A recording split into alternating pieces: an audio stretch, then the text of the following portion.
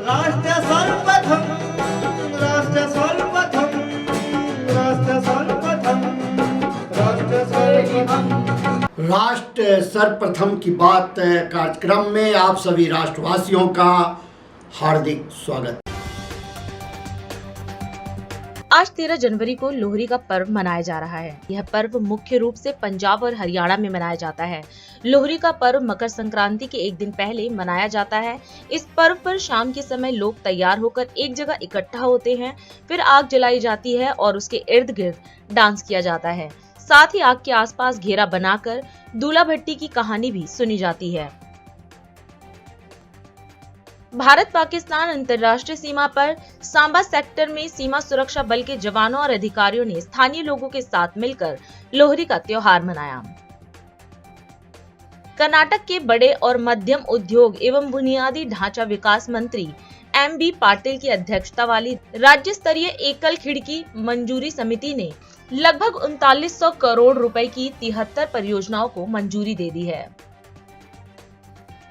हिमाचल प्रदेश मंत्रिमंडल ने राज्य में फिल्म निर्माण को बढ़ावा देने और सुविधा प्रदान करने के लिए हिमाचल प्रदेश फिल्म नीति 2024 को मंजूरी दे दी। इस नीति के तहत एक निश्चित समय सीमा में एक समर्पित वेब पोर्टल के माध्यम से राज्य में फिल्मों की शूटिंग के लिए सभी अनुमतियां देने के लिए एकल खिड़की के रूप में कार्य करने के लिए सूचना एवं जनसंपर्क विभाग में फिल्म सुविधा विभाग स्थापित करने का प्रावधान किया गया है। लोकसभा चुनाव की तारीखों के ऐलान में महज 1.5 से 2 महीने का वक्त बचा है, लेकिन राजनीतिक दल अभी से ही अपनी चुनावी तैयारियों को धार देने की कोशिश में जुट गए हैं। इस बार मुख्य मुकाबला विपक्षी इंडिया गठबंधन और वर्तमान की सत्तारूढ़ भाजपा के नेतृत्व वाली NDA के बीच होने की संभावना है। विपक्ष के इंडिया ब्लॉक से जुड़े 16 छात्रों के विंग ने नई शिक्षा नीति और शिक्षा के कथित निजीकरण और व्यवसायीकरण के खिलाफ जंतर मंतर पर विरोध प्रदर्शन का आह्वान किया। ये छात्र संगठन राष्ट्रीय शिक्षा नीति 2020 के विरोध में यूनाइटेड स्टेट ऑफ इंडिया के बैनर तले एक साथ आए हैं। भारतीय प्रौद्योगिकी संस्थान गुवाहाटी में अपशिष्ट प्रबंधन अनुसंधान समूह के अनुसंधानकर्ताओं ने जैविक कचरे के प्रबंधन में नगर निगमों की सहायता के लिए एक नया तरीका इजाद किया है। 3 जनवरी को अधिकारियों के अनुसार प्रवर्तन निदेशालय ने महादेव ऑनलाइन सट्टेबाजी और गेमिंग ऐप मामले की जांच के सिलसिले में 2 और लोगों को गिरफ्तार किया था। ईडी के वकील सौरभ पांडे ने कहा कि व्यक्तियों की पहचान नितिन टिब्रेवाल और अमित अग्रवाल के रूप में की गई, जिन्हें धन शोधन निवारण अधिनियम की धाराओं के तहत हिरासत में लिया गया और शुक्रवार को रायपुर की एक विशेष अदालत में पेश किया गया। दिल्ली के मुख्यमंत्री अरविंद केजरीवाल 19 जनवरी से 2 दिवसीय गोवा दौरे पर रहेंगे। पार्टी की गोवा इकाई के प्रमुख अमित पालेकर ने बातचीत में कहा कि केजरीवाल लोकसभा चुनाव से पहले राज्य के अपने दौरे में पार्टी नेताओं और स्वयं सेवकों से बात करेंगे। दिल्ली में बीजेपी मुख्यालय में नमो नवमदाता अभियान के लॉन्च कार्यक्रम को संबोधित करते हुए बीजेपी के राष्ट्रीय अध्यक्ष JP नड्डा ने कहा कि 61% भारतीय जनसंख्या 35 वर्ष से कम है। यह हमारी ताकत, ऊर्जा और हमारी संपत्ति है। यह विकसित भारत बनाने में अहम भूमिका निभाएगी।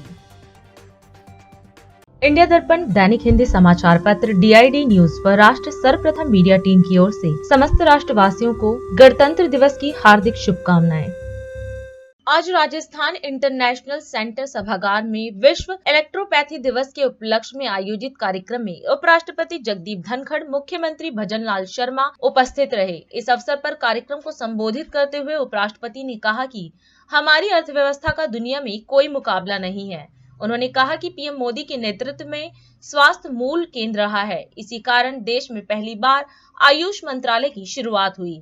वहीं इस अवसर पर CM भजनलाल शर्मा ने भी विश्व इलेक्ट्रोपैथी दिवस की सभी को बधाई दी व अपने विचार साझा किए। 11 जनवरी को जो दिवस था, इलेक्ट्रोपैथी दिवस, उस पर सभी का अभिनंदन और बधाई। हम ऐसे कालखंड में हैं कि हमें कुछ बातों की ओर ध्यान रखना पड़ेगा। वो हमारे रीढ़ की हड्डी के spinal strength of our great nation. Bharat में दुनिया की 1/6 ह्यूमैनिटी रहती है। हमारी जो व्यवस्था है दुनिया में इसका कोई मुकाबला नहीं है। प्रधानमंत्री के दूरदर्शी नेतृत्व में स्वास्थ्य मूल केंद्र रहा है, विकास का मूल मंत्र, और यही कारण है कि पहली बार देश में आयुष मंत्रालय बना। इससे पहले नहीं। पहली बार दुनिया का सबसे बड़ा कार्यक्रम आयुष्मान भारत। मेरे मन में कोई शंका नहीं है कि आज के दिन जो ये सेमिनार है और इसका विषय जो आपने रखा है, renal disorders and electropathy approach, आज के दिन हर आदमी ये सोचता है कि मेरा खान पान अच्छा, पेस्टिसाइड से ग्रसित न हो, मैं स्वस्थ रहूं। पर भारत ने पहल की है इसमें भी और दुनिया को बहुत बड़ा रास्ता दिखाया है। हमारे अथर्ववेद में क्या कुछ नहीं लिखा है स्वास्थ्य के बारे में। दुनिया के वैज्ञानिक हतप्रभ हैं। नरेंद्र मोदी जी ने संयुक्त राष्ट्र का उपयोग करके वहाँ योग के बारे में बताया। दुनिया ने सह स्वीकार किया। कम से कम समय में दुनिया के ज्यादा से ज्यादा देशों ने इसको अपनाया। इलेक्ट्रोपैथी की खास बात है, कोई साइड इफेक्ट नहीं हो। पर एक बहुत बड़ी बात, ये बहुत बड़े अनुशासन की बात मांग करती है। इलेक्ट्रोपैथी बहुत अनुशासन तरीके से लेनी पड़ती है। मैं इस कार्यक्रम के आयोजकों और यहाँ पधारे सभी महानुभावों को विश्व इलेक्ट्रोपैथी दिवस की हार्दिक बधाई और शुभकामनाएं भी देता हूँ। दुनिया को इलेक्ट्रोपैथी चिकित्सा पद्धति देने वाले काउंट सीजर मेटी को भी मैं नमन करता हूँ। काउंट सीजर मेटी जी का मानना था कि हमारा भोजन पेड़ पौधे ही है, तो रोगों की चिकित्सा भी हमें औषधीय पेड़ पौधों के जरिए खोजनी चाहिए। इलेक्ट्रोपैथी होम्योपैथी हर्बल चिकित्सा, जिसमें औषधीय पौधों के रसों के माध्यम से इलाज किया जाता है, चिकित्सा लोगों की सेवा का श्रेष्ठ मार्ग है। इलेक्ट्रोपैथी एक प्रभावी चिकित्सा पद्धति के रूप में उभर रही है। आज राजस्थान में हजारों रोगियों का इस पद्धति से इलाज हो रहा है। हमारे लिए गौरव की बात यह है कि राजस्थान में इलेक्ट्रोपैथी चिकित्सा पद्धति को मान्यता देने वाला पहला राज्य है। इस संबंध में विधानसभा ने राजस्थान इलेक्ट्रोपैथी चिकित्सा पद्धति विधेयक 2018 में, जैसा कि आपने देखा, पारित किया है। हमारे यशस्वी प्रधानमंत्री जी के नेतृत्व में भारत निरंतर प्रगति पर है। नए एम्स खोलने के साथ ही आयुष मंत्रालय के माध्यम से नई आयुष पद्धतियों का विकास भी किया जा रहा है।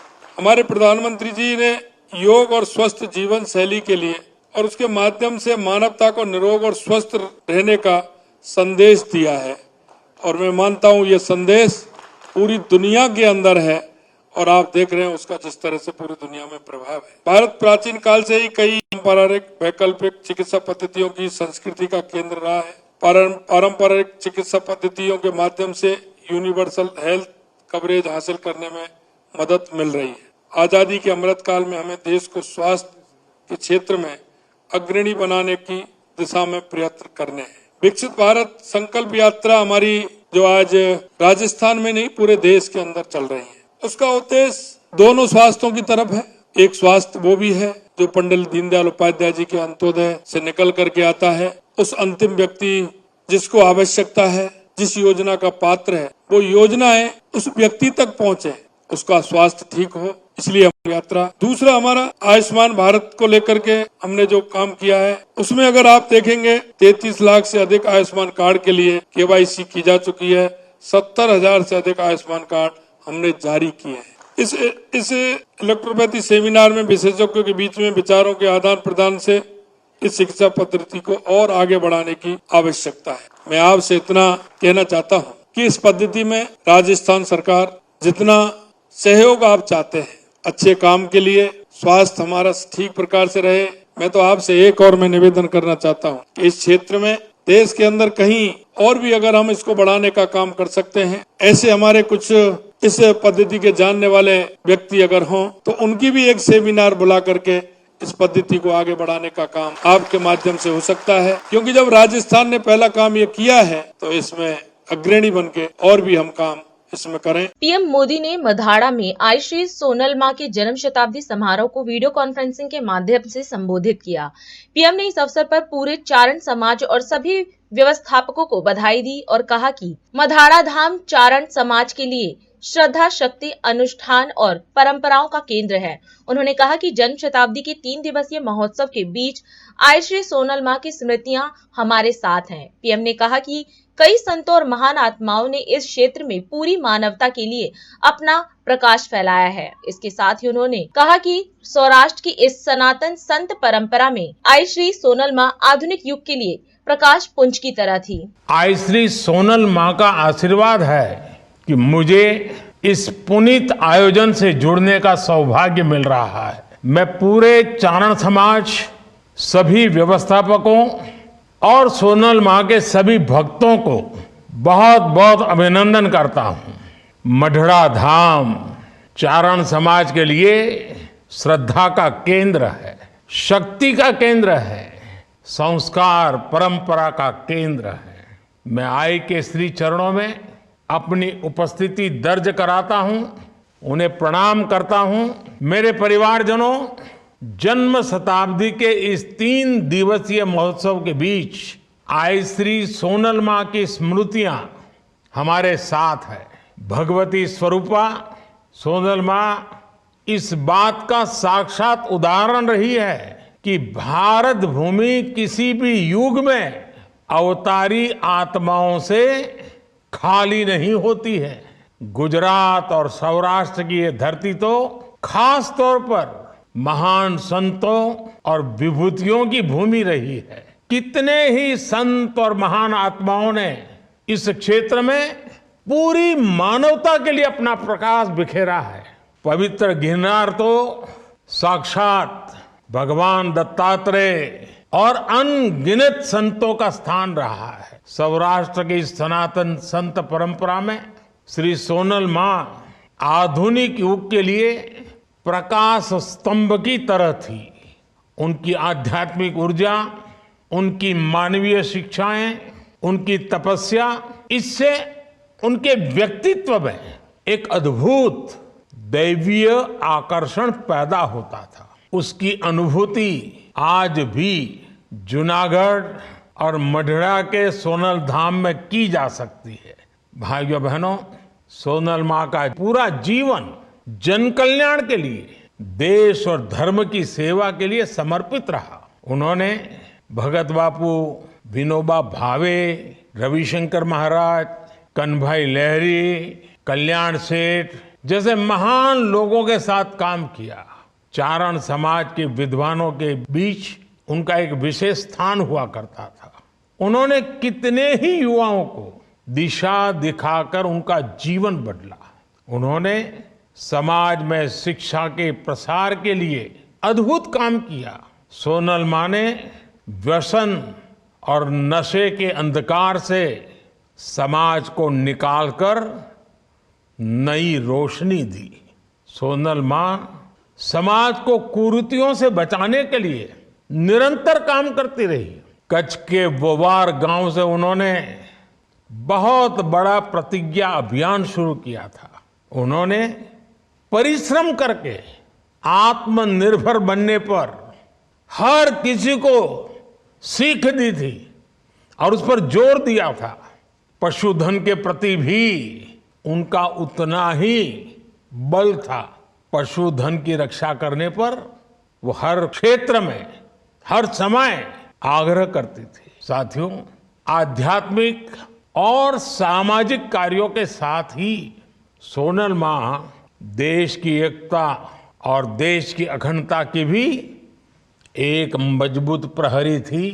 भारत विभाजन के समय जब जूनागढ़ को तोड़ने की साजिश चल रही थी, तब उसके खिलाफ सोनल मां चंडी की तरह उठ खड़ी हुई थी।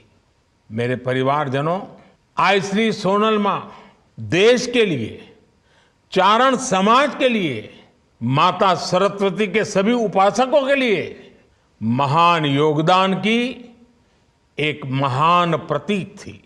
मुझे बताया गया है कि सामाजिक समरसता को मजबूत करने के लिए मढ़ड़ा धाम में सतत सदाव्रत का यज्ञ भी चल रहा है। मैं इस प्रयास की भी सराहना करता हूं। मुझे विश्वास है आगे भी मढ़ड़ा धाम राष्ट्र निर्माण के ऐसे अनगिनत अनुष्ठानों को गति देता रहेगा। एक बार फिर आप सभी को श्री सोनल मां की जन्म शताब्दी महोत्सव की बहुत बहुत बधाई। इसी के साथ आप सबका भी बहुत बहुत धन्यवाद। अभी समय है एक ब्रेक का।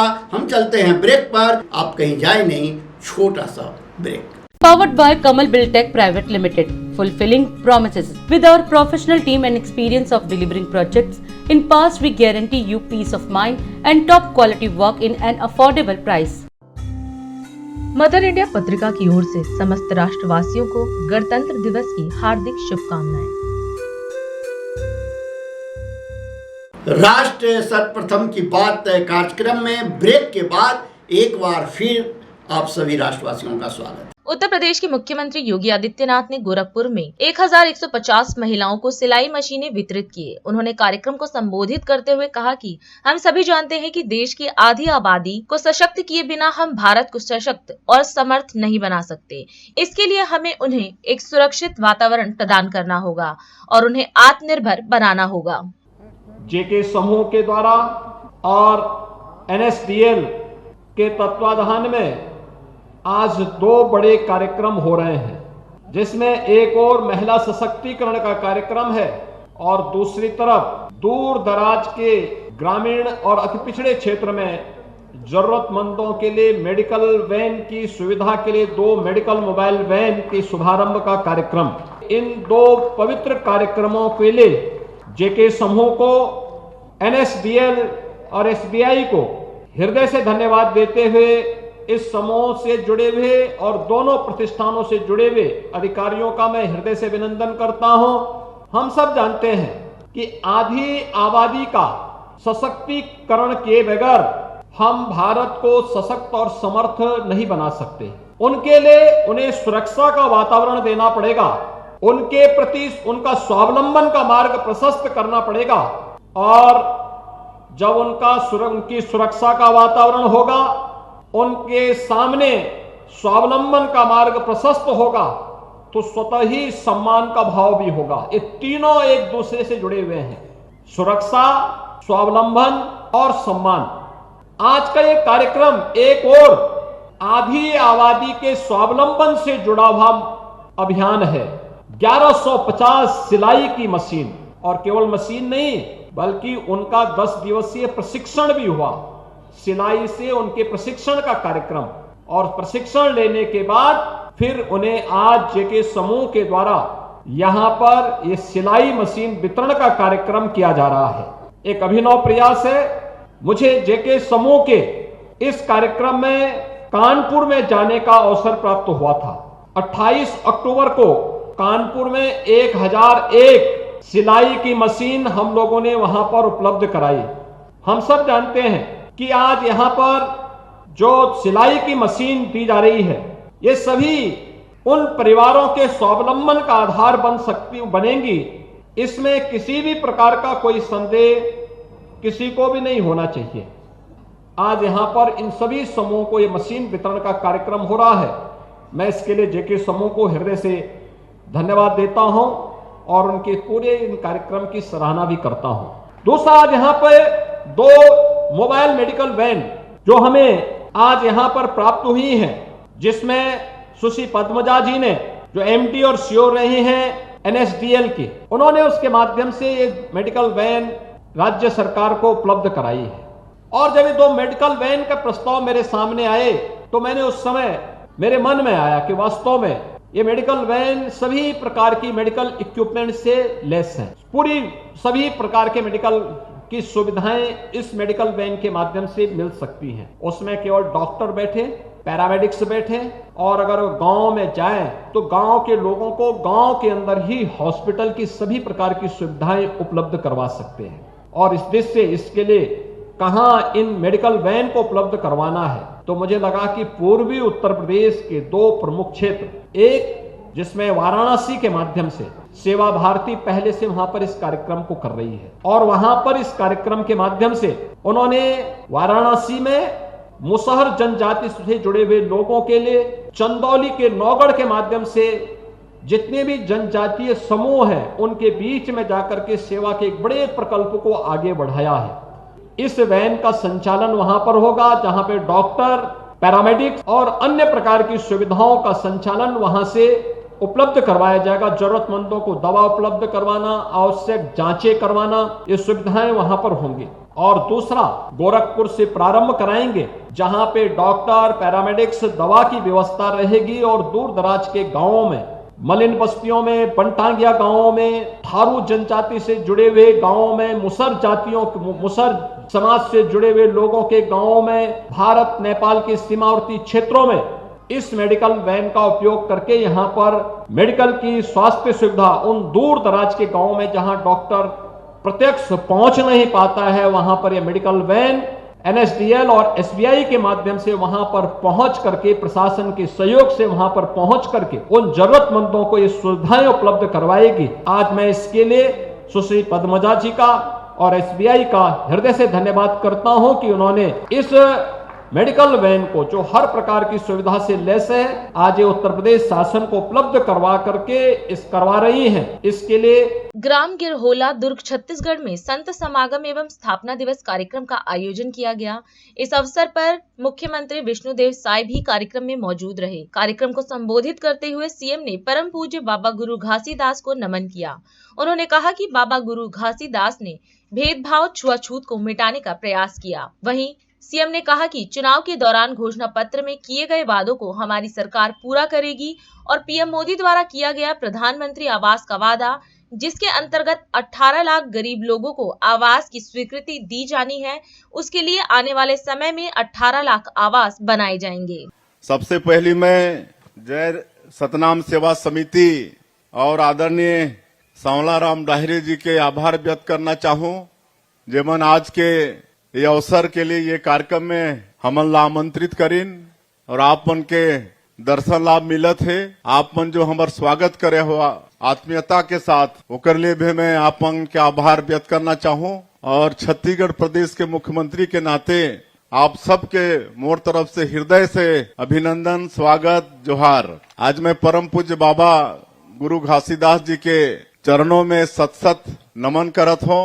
आप सबला मालूम है कि बाबा गुरु घासीदास जी हमार ये प्रदेश के, देश के एक महान संत रहीन हैं। 18वीं सदी में जब समाज के अंदर में भारी छुआछूत, ऊंच नीच, भेदभाव ये सब चलत रही से, तो ऐसे समय में हमार छत्तीसगढ़ कर पावन धरती में परम पूज्य बाबा गुरु घासीदास जी के अवतरण हुई और ये ऊंच नीच भेदभाव ला मिटाए बर मनखे मनखे एक समान के उपदेश दे के जो भेदभाव रही, जो छुआछूत, ऊंच नीच वाला मिटाए के प्रयास बाबा जी के द्वारा हुई।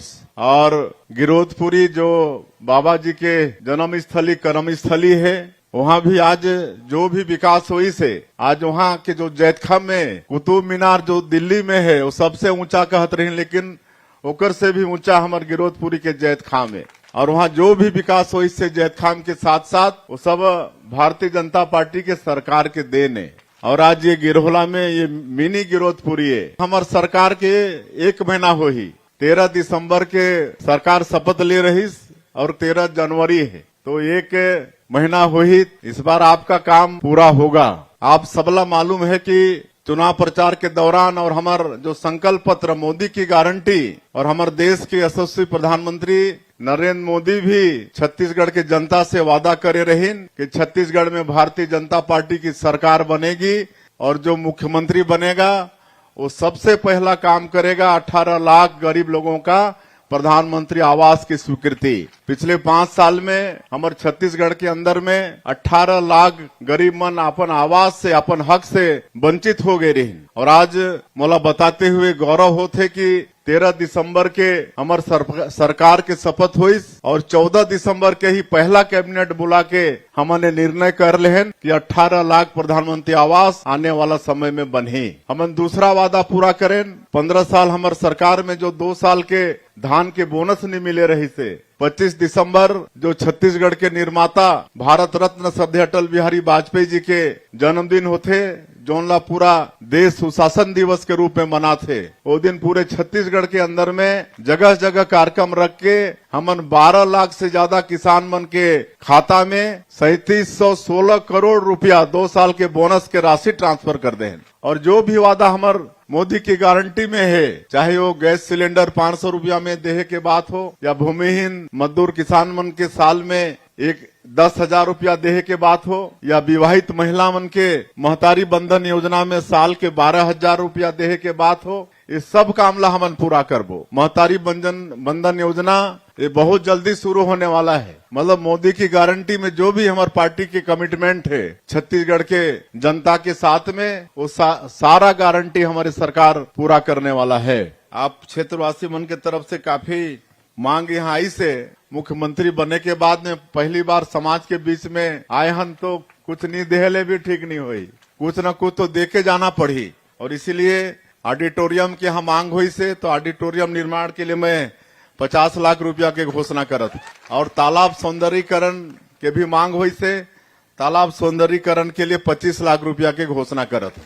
और आज के अवसर में परम पूज्य बाबा गुरु घासीदास जी से ये आशीर्वाद मांगत हन कि उनके आशीर्वाद मिले।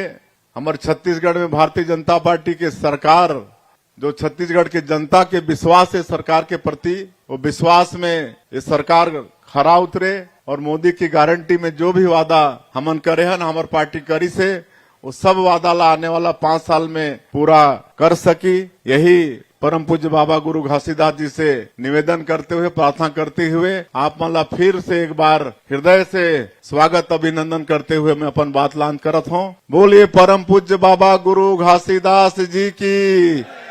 राष्ट्रीय राजधानी नई दिल्ली के विधानसभा क्षेत्र में बीआर कैंप और डीआईबी कैंप में डीडीए के द्वारा नोटिस चिपकाए जाने को लेकर आप दिल्ली प्रदेश संयोजक गोपाल राय और विधायक ऋतुराज झा ने एक प्रेस वार्ता की। इस दौरान मीडिया को संबोधित करते हुए गोपाल राय ने कहा कि बीआर कैंप और डीआईबी कैंप में डीडीए के द्वारा नोटिस चिपकाया जा चुका है, जिसके बाद वहां डिमोलिशन का अभियान शुरू हो जाएगा।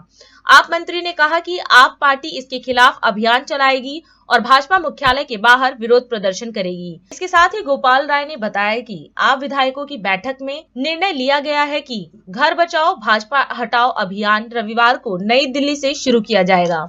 पिछले दिनों इस तरह की घटनाएं दिल्ली में, चाहे वो मेहरौली के अंदर हुई हो, चाहे धौला कुआं के अंदर हुआ हो, अभी कुछ दिन पहले नई दिल्ली में सरोजनी नगर इलाके में रेलवे ने झुग्गी को तोड़ने का, लोगों को बेघर करने का आदेश दिया।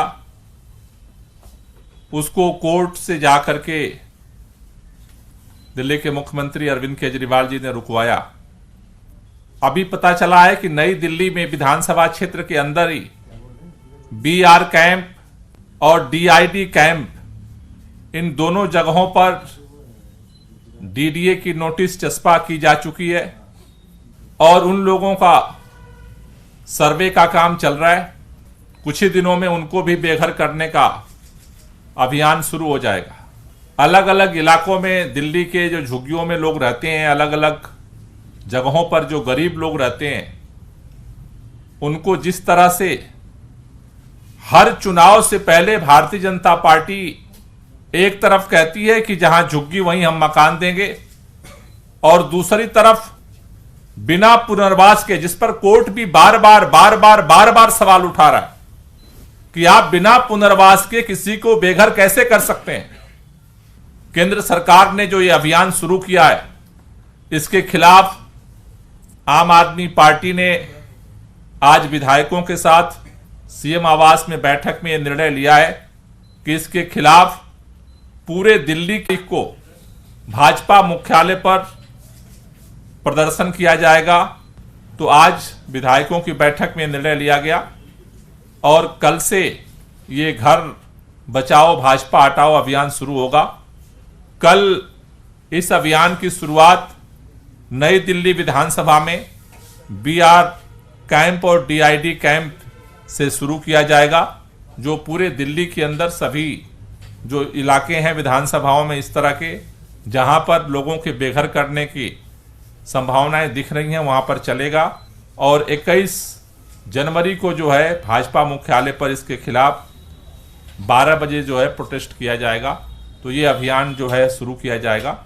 और अधिक खबरों के लिए आप हमारे YouTube चैनल दैनिक इंडिया दर्पण को अभी सब्सक्राइब करें और नोटिफिकेशन के लिए बेल आइकन को प्रेस करना ना भूलें।